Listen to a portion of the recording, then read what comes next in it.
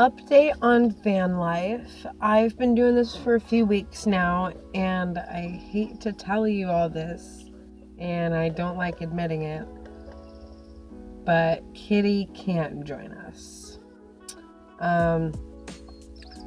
He's just not a travel cat.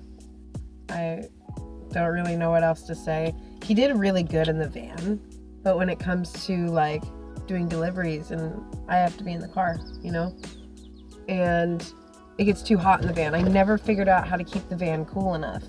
So the only choice I was left with was he has to come with me.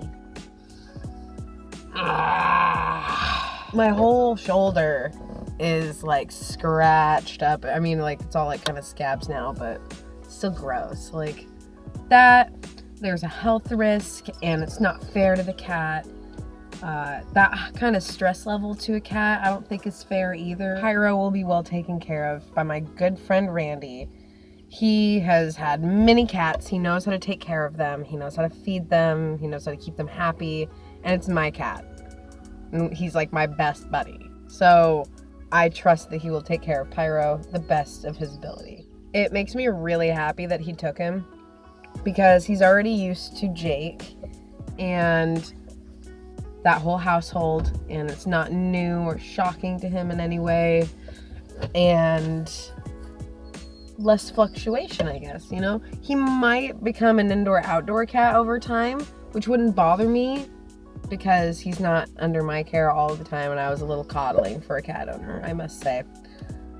But as far as Pyro goes, Pyro is very well taken care of, and he is in his spot. I'm doing everything I can to help, keep him there, and that way he doesn't cost Randy any money or anything like that. But he's a cat. Like, how hard can a cat really be to take care of?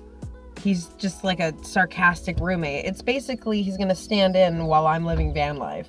He's like a miniature furry me. My mom said something very, very true and intelligent, because for safety reasons, I should probably have some sort of companion. Something that will hear things happening outside that will at least bark and deter somebody, or try to protect me if anything happens. Anything like that, But my mom had a point. I spent a few days in my van without a pet. I have to say that I was uncomfortable. And there are spots that I have been camping that looked good during the day, but were extremely active at night. And I didn't really think about that, like what if a spot turns out to be bad and you just kind of want to move.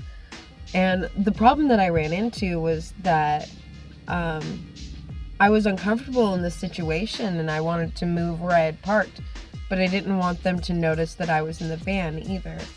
So I decided to not move and just deal with it for the time being because of the content of their conversation.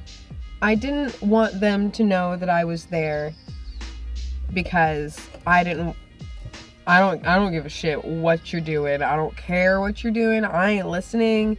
But the content of it made me uncomfortable to move. Because if they had found out that I was in the van, and even when I tried to leave, that would have put myself in danger as well. Not having a pet in that situation could be detrimental. Who knows? Having the pet to warn you or discourage somebody, maybe if they had walked up to that van and they heard the dog barking inside, they'd have moved their business elsewhere, and I wouldn't have had a problem. Who knows?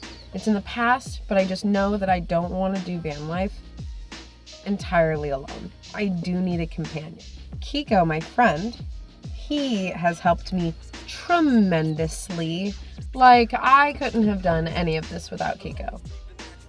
He piped up and he told me that he was kind of, worried about me doing van life alone, and he knew how attached I was to Pyro. Well, he had a little dog named Shadow, and she's sleeping right now. She's so cute. She's on my floorboard right now. And he offered her to me. I had to stop and I had to think about it, because not only do I have to kind of help support Pyro to an extent just to make sure he has what he needs, you know, and which isn't really hard because he's a cat, like. But the dog is going to cost me money too out on the road. And I did the math, and honestly, it's not that much. There's plenty of cheaper dog food that's not bad for your dog. Like, I go to a grocery outlet that it's like a liquidator store, so you can find really, really good pet food brands without spending a buttload of money. Last night was my first night with Shadow, and she was excellent. And she likes to longboard, and she's extremely energetic. She used to pee when she gets excited, but I think she's slowly getting over that, over the time that Keiko has spent with her and the time that I'm spending with her. I've had her outside almost all day today, and she is out right now. I'm going to show you. Shadow. She's sleeping pretty hard. She's had a long morning.